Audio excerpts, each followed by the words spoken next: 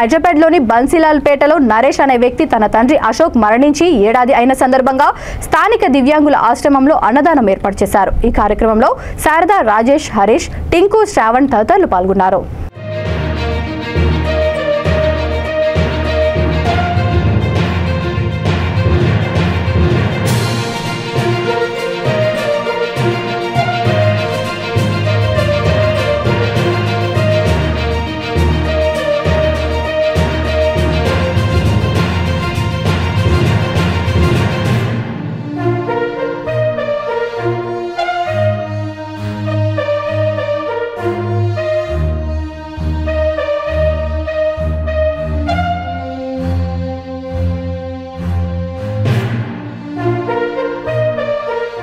బచ్పన్ నుంచి మా దోస్తు మాకు మంచి ఒక దారి చూపించి చేసి 14 జూలైలో డెత్ అయిండు.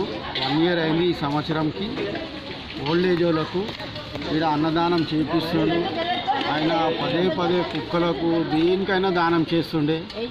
ఎవ్రీ డైలీ మోడా మార్కెట్ నుంచి కాడిగూడ, జీరా, హైదర్ బస్తీ దాకా ఆయన కుక్కలకు వేస్తుండే అన్నము, నీళ్ళు. ఇట్లా మాకు కూడా సలహాలు ఇచ్చిండు. మంచి ఒక వ్యక్తి. మాకు చాలా బాధాకరంగా అనిపిస్తుంది.